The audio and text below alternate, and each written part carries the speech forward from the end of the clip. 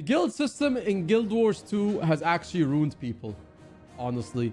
And I'll say this, right? The reason being is that when Guild Wars 2 first came out, the idea of 5 guilds was a little overwhelming for a lot of people, right? And the first few years of the game, PvX guilds were sort of like a big thing. Like you joined the guild of 500 people, and that guild pretty much did everything. They did your PvE, your PvP, your world versus world, also that sort of stuff, right? And you did have your PvP only guilds, and you did have your world versus world guilds, but PvX guilds also had like a big thing. Later in the years, as people realized, PvX guilds always have this problem with creating cliques within the guild. So out of 500 players, you would have, mini cliques here and there, right? And those mini cliques sometimes were detrimental, because that meant if you weren't part of those like 8 or 9 players, then you kind of, I mean, you're kind of lost with the other 400 players or something. And there's people who get along fine, and then there's other people who just don't get along with those cliques.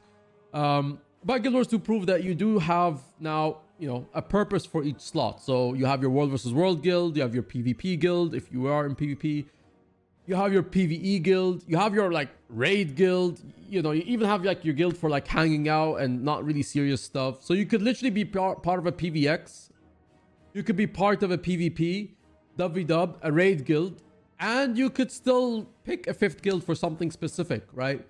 So that gave a bit of convenience, but it fragments people into different communities. So you're no longer hanging out with each guild 24/7. You're kind of split. The only time it made sense to actually rep one guild, you just repped one guild and not any other guild, was in the influence system. When influence was a thing back in the day, influence basically allowed you to upgrade your guild before we had this current upgrade system that came out in Heart of Thorns. We used to upgrade our guilds through influence, which didn't really put too much, to be honest. Just a few. I don't even remember like what the influence helped with, but anyway, what it ended up doing was people were creating like rep pretty much requirements. You have to rep a guild for 100% of the time or 90% of the time, and you actually, like, if you didn't rep, people would kick you out of the guild, or someone would complain this player doesn't rep the guild, kick him out of here, get him out of here or something, right? So it did kind of create that kind of problem. And then when HOT came out, the whole guild system of upgrading went away, and pretty much influence went away. So you no longer needed to rep a guild for influence, because all you had to do was upgrade the guild through donation of stuff, and it created a team effort, but at the same time gave away that idea that you need to rep anyone 24/7. So then all these PvX guilds sort of started like not having their members rep anymore, because there was no need to rep, right? And if you kick them out, they don't care, because they could go to a guild that didn't want it anymore, or didn't really care anymore for the rep system, because it was pointless. So yeah, the one guild system in one hand makes it where you're kind of concentrated into one community, and that's great. I much prefer it in the sense where, yeah, if you are committed to one guild, you are going to enjoy that guild. But now, a few years since we've had the system, I could see why the 5 guild system works better, because you kind of have your guild for each purpose. You have your guild for World vs. World, your guild for PvE, your guild for whatever, right? So in hindsight, I think the multi-guild one works a little bit better, because you get to explore more communities. In terms of focus and in terms of like consistency, the one guild system is better. Who needs more guild slots, gamers? Which one of you guys needs more guild slots? What do you guys think? Do you guys like having multi-guild system, or do you guys prefer a one guild system? What is the rep for you guys? Make meme guilds. Ready to pay 1k gems per guild slots. Not enough. Wow, less guilds. No guild banks. 3 guilds at least. Yeah, it's an interesting thing, right? It's everyone teach their own. It's honestly difficult, even when it was pre-HOT, PvX guilds was always difficult for you to sort of like get along with players. Like there are members who are like sort of known to like be in and out of the guild, in terms of like everyone knows who that member is in the guild. Like there are instances where there's people in 500 player guilds where you have like a few players where the whole guild knows who they are, because like they're maybe like a very active player, or maybe they're like, known for something in the guild, like, oh, that's the person who like does all the raids, or that's whatever, right? And then you have obviously like the officers. Officers will almost always have a very known presence. And then you have the other players who are very known because either they're friends with the officers, or either they also are very specialized into something big, right? like, oh, this is the rich player of the guild, or like, oh, these are like the guys who come up with insane builds, or these are the generous people. So you can make a presence for yourself in a 500 player guild, but it is difficult. And you kind of need to be in the Discord, or at the time TeamSpeak, to even be there. And the issue is, it happens with every guild. It's just human nature.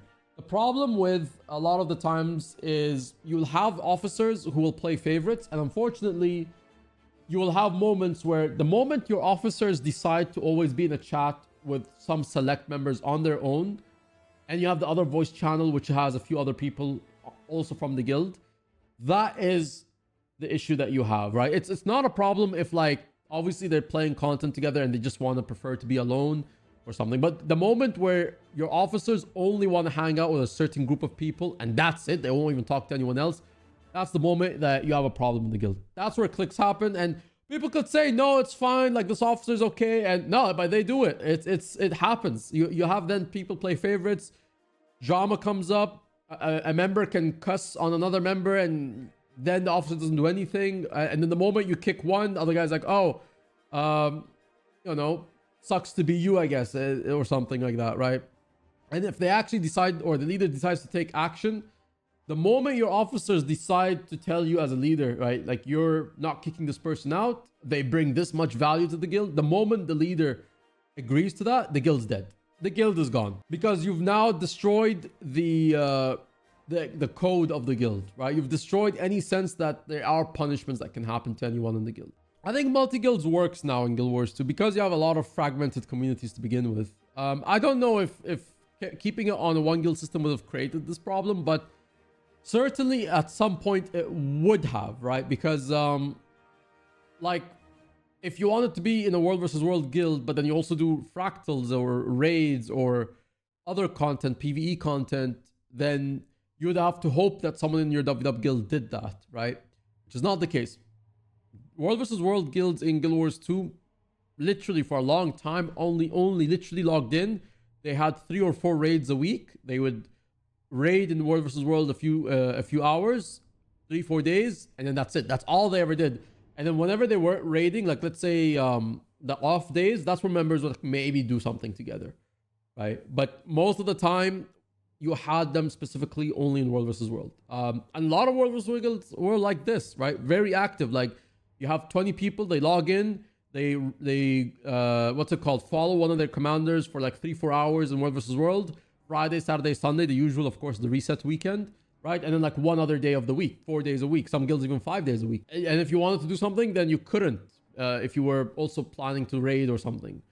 Whereas the multi-guild system allows that, right? You still have your guild, and then you have other stuff. You have the alliance guilds. Alliances could have honestly been something like that, which is you just group up. The thing is, it's kind of pointless in Guild Wars 2. In Guild Wars 1, alliances made sense because of the expansion factions. In Guild Wars 1, factions, the factions campaign basically introduced alliance battles and a few PvP game modes that earned you like points, right? Like, you declared for an alliance. The 2 alliances you declare for as a guild are Luxon or Kurzik, right? If your guild is Luxon, you earn points for completing those activities that give you those Luxon points. Those points then give you like a, let's say, currency system in Guild Wars 1, right? And then that currency system allows you to control towns. And then those towns had basically like a Royal Terrace pass or like a VIP pass sort of thing, right? That gave you exclusivity in that town. So it kind of like gave you some benefits, like something to work towards. And if you were in an alliance with all the other guilds, it would combine all your alliance points, and then that will be the total of your alliance. And then whatever that total is will allow you to control like a bigger town. So obviously, it made sense to group up with other guilds because your collective points will give you a higher town or like a bigger town that you can control. And it's likewise on both sides, Kurzik and Luxon, right? It made sense where guilds actually formed alliances there. And there was, of course, inner fighting between alliances, right? Like the Luxons and the Kurziks. Luxon guilds would try to, poach this guild from this Luxon guild and this Luxon alliance and whatever. And then on Kurzik side, likewise, this Kurzik alliance wants that guild from this other Kurzik alliance. And it happened. There was not only infighting, there was not only fighting between Kurzik and alliance guilds, there was also infighting between each faction, right? Because everyone wants to control the best town and stuff. So created that kind of dynamic, which was kind of missing in World versus World. However, we did have the server system, which, you know, we had bragging rights for the best servers, of course. And I mean, you guys seen over the years, Jade Quarry, Blackgate, and to some extent, a few other, you know, servers kind of took those spots. And then on EU, I'm sure Equivalent had that sort of thing. But alliances then in this context don't really matter, because a guild in Guild Wars 2 takes 500 players, you know. So like, is there really enough alliances to sustain this? Like, will you have, you know, 5 guilds? I think if they did alliances that cap at 5 guilds, maybe, because you have 5 slots anyway, so you should make an alliance maybe 5 slots or 6 slots max. It could maybe help. So yeah, it could maybe help, like, you know, 2,500 players in an alliance. But I think because Guild Wars 2 gave a big cap for guilds, it kind of diminishes the reason to even have an alliance. Like, there needs to be a benefit. Why do 5 guilds need to group up, right? It was part of the world restructuring, but now we know that alliance is kind of dead in the water. The system is going to be used for world restructuring, but it's no longer alliances. So you have this issue now where it's pointless to even introduce it. That's my take on this.